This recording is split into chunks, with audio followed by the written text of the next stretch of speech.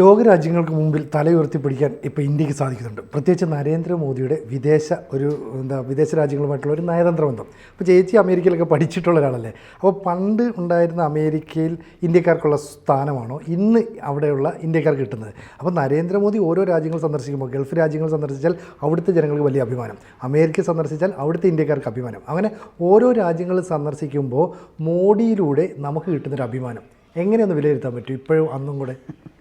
രസകരമാണ് കേട്ടോ. ഞാൻ അമേരിക്കയിൽ പോകുന്നത് 1989, അതായത് നമ്മളുടെ പ്രധാനമന്ത്രി രാജീവ് ഗാന്ധി ആയിരുന്നു. അദ്ദേഹമാണെങ്കിൽ ഫോറിൻ എഡ്യൂക്കേറ്റഡ് ആണ്. ഇന്ത്യൻ എയർലൈൻസിൽ പൈലറ്റായിരുന്നു. അമ്മ ഇന്ത്യൻ പ്രധാനമന്ത്രി, മുത്തശ്ശൻ ഇന്ത്യൻ പ്രധാനമന്ത്രി, ഭയങ്കര പാരമ്പര്യമൊക്കെ. നമ്മുടെ പാവം മോഡിജിക്കോ എന്ത് പാരമ്പര്യം. അദ്ദേഹം ഒരു ചായ വിൽപ്പനക്കാരൻ്റെ കുടുംബത്തിൽ നിന്ന് വളരെ, ഇപ്പോഴും നമ്മൾ ടി വിയിൽ കാണുന്നത് സഹോദരന്മാർക്കൊന്നും വലിയ ഇതൊന്നുമില്ല. അദ്ദേഹത്തിന് ഭയങ്കര ആക്സെൻറ്റഡ് ഇംഗ്ലീഷിൽ, ബ്രിട്ടീഷ് ടേസ്റ്റ് ഇംഗ്ലീഷിലൊന്നും സംസാരിക്കാനൊന്നും മോഡിജിക്ക് അറിയില്ല. അപ്പോൾ 89 കാര്യത്തിൽ നിന്ന് തുടങ്ങാം. 89 നമ്മൾ അമേരിക്കയിൽ പോകുമ്പോൾ നമ്മൾ പാമ്പാട്ടികളുടെയും അവർ പറയുന്നതാണ് കേട്ടോ, പാമ്പാട്ടികളുടെയും തലപ്പാവ് വെച്ച രാജകുമാരന്മാരുടെയും രാജ്യമായിരുന്നു. നമ്മളുടെ സിനൂജിയുടെ സ്കിന്നെ കണ്ട ദ്രാവിഡന്മാർ, ബ്ലാക്സ്, നമ്മൾ ഒരു ഇതില്ല. പിന്നെ അടിമ രാജ്യത്തിൽ നിന്ന് വന്ന ആൾക്കാരാണ്. ഇംഗ്ലീഷ് നമ്മളെ അടിമരാജ്യമാക്കി വച്ചിട്ട് അവിടെ നിന്ന് വന്നിരിക്കുന്ന ആൾക്കാരാണ്. അപ്പോൾ ഒരു അടിമകളുടെ ഒരു മനോഭാവമാണ് ഞാൻ അവിടെ കണ്ടത്.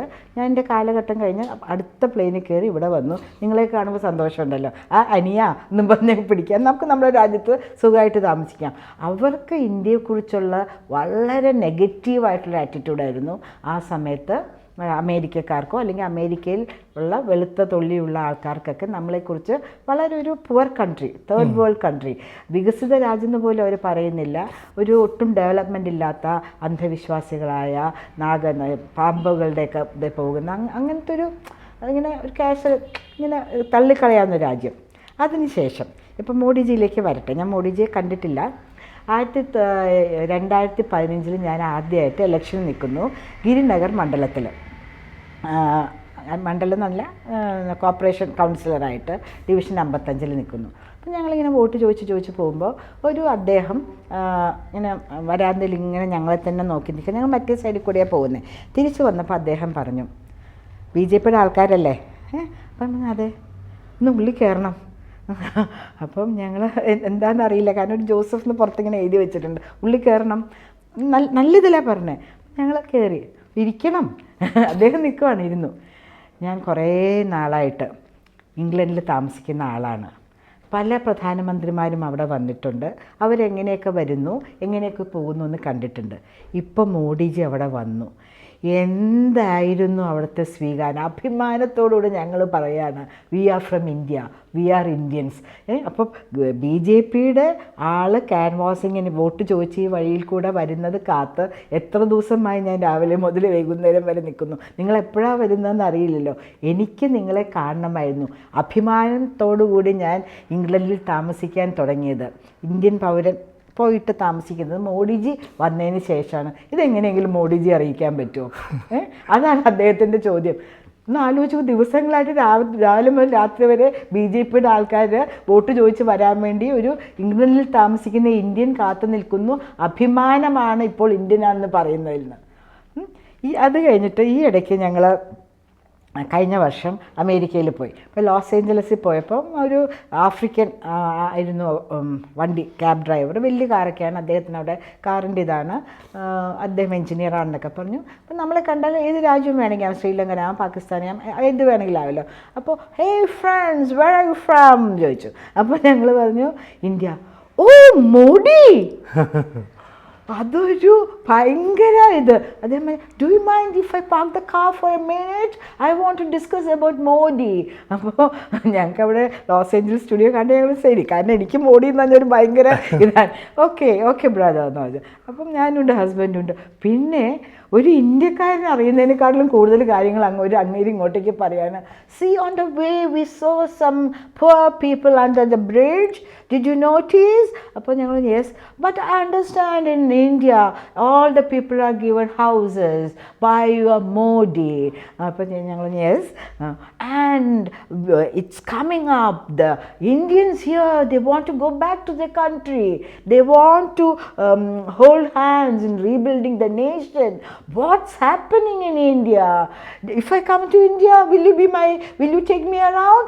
I said, sure, തീർച്ചയായിട്ടും കൊണ്ടുപോകാം. അദ്ദേഹം പറഞ്ഞത് എന്താണെന്ന് വെച്ചാൽ, ഇന്ത്യ വല്ലാണ്ട് പുരോഗമിച്ചു വരുന്നു, ഇവിടെയുള്ള ആളുകൾക്കൊക്കെ ഫ്രീ ആയിട്ട് വീടുകൾ കൊടുക്കുന്നു, നമ്മൾ വരുന്ന വഴിക്ക് ബ്രിഡ്ജിൻ്റെ താഴെ വീടില്ലാത്ത പാവപ്പെട്ട ആൾക്കാരൊക്കെ കണ്ടിരുന്നത്, വൈറ്റ്സും ഉണ്ട്, ബ്ലാക്സും ഉണ്ട്, എല്ലാവരും ഉണ്ട്, കണ്ടിരുന്നല്ലോ. ഇന്ത്യയിൽ ഇപ്പോൾ അങ്ങനത്തെ ഒരു അവസ്ഥയില്ല എന്ന് നമ്മൾ കേൾക്കുന്നു.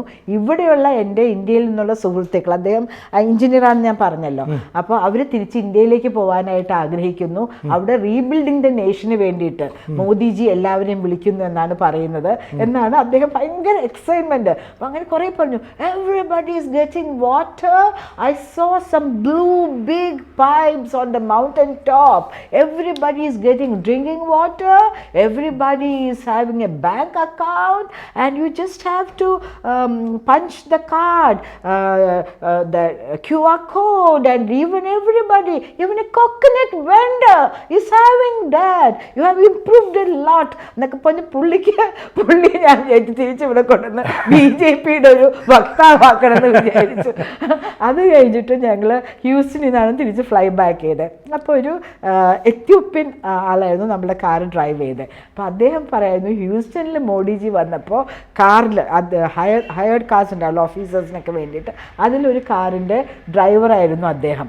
അപ്പോൾ ഐ സോ, അങ്ങനത്തെ ആക്സെൻറ്റ് ഡിഫറെൻ്റ് ആണ്, I so Modi, I was thinking Y everybody is saying so much about this Modi, but when I saw him, what grace, he's so divine എന്നൊക്കെ പറഞ്ഞ് അദ്ദേഹത്തിൻ്റേത്. അപ്പം അദ്ദേഹത്തിൻ്റെ കൂടെ ഉണ്ടായിരുന്ന ഇന്ത്യൻ ഓഫീസേഴ്സിന് വേണ്ടിയിട്ടുള്ള കാറാണ് അദ്ദേഹം ഓടിച്ചത്, നമ്മുടെ പ്രോട്ടോക്കോളിലുണ്ടായിരുന്ന അവർക്ക് വേണ്ടിയിട്ട്. അപ്പം അവർ പറയായിരുന്നു, എത്യോപ്യയിലുള്ള ആൾക്കാർക്ക് പോലും ഇന്ത്യ എന്ന് പറഞ്ഞാൽ ഒരു, എത്യോപ്യക്ക് കുറേ ഗോൾഡ് മെഡലൊക്കെ കിട്ടും ഓട്ടത്തിനൊക്കെ ഒളിമ്പിക്സിൽ, നമ്മളെക്കാട്ടിലും മുകളിൽ.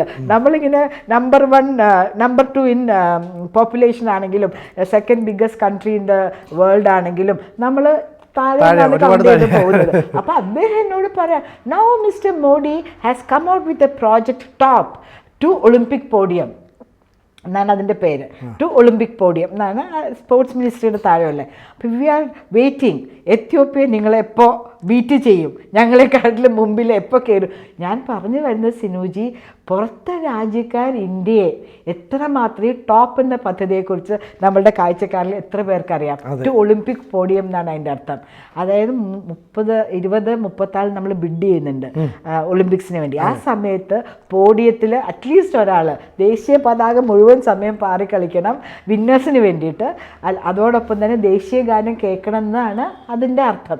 അങ്ങനെ ധാരാളം പദ്ധതികൾ മോഡിജി നടപ്പാക്കുന്നതിനെ കുറിച്ച് ലോകരാഷ്ട്രങ്ങൾ അവെയറാണ്. ഇവിടെ ഇരിക്കുന്ന ആളുകളാണ് ഇതിനെക്കുറിച്ചൊന്നും പറയാത്തത്. ഇപ്പം നമ്മളുടെ രാഹുൽ ഗാന്ധി, ഒരു റെക്കോർഡുണ്ട് കേട്ടോ, എന്താന്ന് പറയാമോ? ഞാൻ പറയാം, സമയം കളയുന്നില്ല. അച്ഛൻ പ്രധാനമന്ത്രി, മുത്തശ്ശി പ്രധാനമന്ത്രി, മുത്തശ്ശൻ, അതായത് മുത്തശ്ശിയുടെ അച്ഛൻ പ്രധാനമന്ത്രി. ഇതാർക്കെങ്കിലും അവകാശപ്പെടാനുണ്ടോ? ഒരിക്കലില്ല. ഇനി ആർക്കെങ്കിലും അവകാശപ്പെടാൻ പറ്റുമോ? ഇനിയും പറ്റില്ല. പക്ഷെ അദ്ദേഹം എന്ത് ചെയ്യും? ഇന്ത്യക്ക് പുറത്തിറങ്ങി ഇന്ത്യയെപ്പറ്റി എല്ലാം കുറ്റമേ പറയുള്ളൂ. ആൾക്കാർ ചിരിക്കുകയാണ്. Because they are watching, they are seeing what's happening India. They come here as ടൂറിസ്റ്റായിട്ട് വരുന്നു, അവർക്ക് ഇവിടുത്തെ പുരോഗതി കാണുന്നു, എല്ലാം കാണുന്നു. പക്ഷേ ഇദ്ദേഹം പോയിട്ട് ഇന്ത്യ അങ്ങനെയാണ്, ഇന്ത്യ ഇപ്പോഴും പാമ്പാട്ടുകളുടെയും രാജകുമാരന്മാരുടെയും രാജ്യമാണെന്നൊക്കെ ഇദ്ദേഹം പറഞ്ഞ ആരെങ്കിലും വിശ്വസിക്കുമോ? അപ്പോൾ പാരമ്പര്യത്തിൽ അഭിമാനിക്കാതെ രാജ്യത്തെ കുറ്റം പറഞ്ഞുകൊണ്ട് തികച്ചും രാജ്യവിരുദ്ധത പ്രകടിപ്പിക്കുന്നു അല്ലേ? തീർച്ചയായിട്ടും ഇതൊക്കെ ആൾക്കാർ മനസ്സിലാവുന്നുണ്ട്. ഏതൊക്കെയോ രാജ്യത്ത് ഞാൻ വായിക്കാൻ, ഇവിടെ വന്നിട്ട് ഇനി നിങ്ങളുടെ രാജ്യത്തെക്കുറിച്ച് കുറ്റം പറയാനാണെങ്കിൽ ദയവ് ചെയ്ത് ഇങ്ങോട്ടേക്ക് വരണ്ട എന്ന് വരെ രാജ്യങ്ങൾ പറഞ്ഞിട്ടുണ്ട്. സ്വന്തം രാജ്യത്തെക്കുറിച്ചൊരു അഭിമാനം വേണ്ടേ? അതെ അതെ.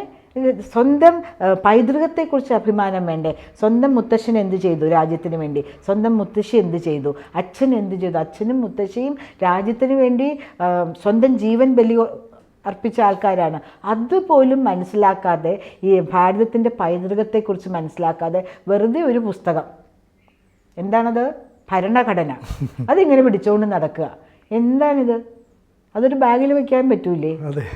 ആ ഭരണഘടനയുടെ 13-ാമത്തെ പേജിൽ 4-ാമത്തെ പാരഗ്രാഫിൽ എന്താണെന്ന് വെച്ചാൽ അദ്ദേഹത്തിന് പറയാൻ പറ്റുമോ? പിന്നെ ഇത് കൊണ്ട് നടക്കുന്ന എന്തിനാ?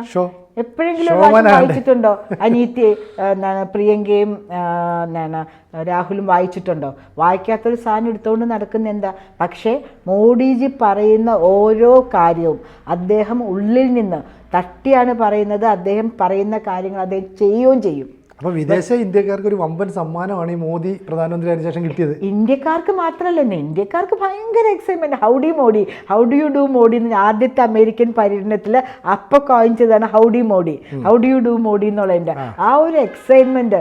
ഈ ഇടയ്ക്ക് അദ്ദേഹം പോയിരുന്നപ്പോൾ കാണുമ്പോൾ അവരിങ്ങനെ നമുക്ക് ആ വൈബ്രേഷൻ ഫീൽ ചെയ്യും. അവരുടെ രക്തം തിളയ്ക്കുന്ന നല്ല അർത്ഥത്തിലാണ് ആ excitement. We belong to India, the great country which is ruled by a great man. ഒരു ആത്മീയ ചൈതന്യമുള്ള ആൾക്ക് മാത്രമേ ഇത്ര പവർഫുള്ളായിട്ടുള്ള ഒരു പ്രധാനമന്ത്രി ആവാൻ പറ്റും. ഇത്ര ചൈതന്യമുള്ളൊരു രാജ്യത്തിനെ നയിക്കാനായിട്ട് ആത്മീയമായിട്ട് മനസ്സിലുള്ള ഒരാൾക്ക് മാത്രമേ പറ്റുള്ളൂ. അതെല്ലാവരിലേക്കും ആക്കും. ഒരു കാര്യം കൂടെ ഞാൻ പറഞ്ഞോട്ടെ, അത് ഇതായിട്ട് കണക്റ്റഡ് അല്ല. വാരണാസിയിലെ ചാർജ് സെക്രട്ടറി ഞാനായിരുന്നു. അവിടുത്തെ ഇത് നടക്കുന്ന സമയത്ത്, ഇലക്ഷൻ നടക്കുന്ന സമയത്ത് അസംബ്ലിയിലേക്കുള്ള. അപ്പോൾ മോഡിജിയുടെ സീറ്റാണല്ലോ വാരണാസി. അപ്പോൾ 7 കോൺസ്റ്റിറ്റ്യുവൻസീസ് ഉണ്ട് അവിടെ. പോകുമ്പോൾ ഞങ്ങൾക്ക് കുറച്ച് പേർക്കൊരു ഭാഗ്യം കിട്ടി. അദ്ദേഹം കാറിലാണ് പോകുന്നത്. ആ കാറിന് ചുറ്റും 6 പേര് നടക്കാൻ. അതിന് പിന്നെയാണ് കമാൻഡോസ് ഇതായിട്ടുള്ളത്. അപ്പോൾ ഞങ്ങൾക്ക് ഒരേപോലത്തെ സാരിയൊക്കെ തന്നു. എന്തൊരു അഭിമാനമായിരുന്നു എന്നറിയാമോ? മുകളിൽ നിന്ന് എല്ലാ വീടുകളുടെ ടെറസിൽ നിന്ന് സൈഡിലൊക്കെ ആൾക്കാർ തിങ്ങി നിൽക്കുക. കമാൻഡോസ് ആയിട്ട് ടഫ് ടൈം അവരെ ഒതുക്കാനായിട്ട്. എന്തുകൊണ്ട് അങ്ങനെ സംഭവിക്കുന്നു? അതായത് അദ്ദേഹത്തിൻ്റെ നന്മ, രാജ്യത്തിന് എന്ത് നന്മ ചെയ്യണമെന്ന് അദ്ദേഹവും അദ്ദേഹത്തിൻ്റെ സഹപ്രവർത്തകരും വിശ്വസിക്കുന്നു. അത് നടപ്പാക്കുന്നതിൽ കാണിക്കുന്ന ആത്മാർത്ഥത. ഒരു പൈസയുടെ കൈക്കൂലി ആരെക്കുറിച്ചെങ്കിലും പറയുന്നുണ്ടോ?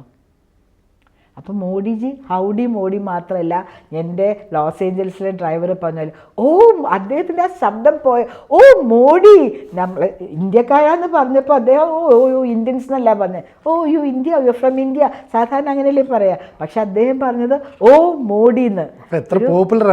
ഒരു ഋഷിവര്യൻ്റെ രാജ്യത്തിൽ നിന്ന് വന്ന ആൾക്കാരോട് സംസാരിക്കുന്ന മാത്രമല്ല, അദ്ദേഹം വെയിറ്റ് ചെയ്ത് നിന്നു.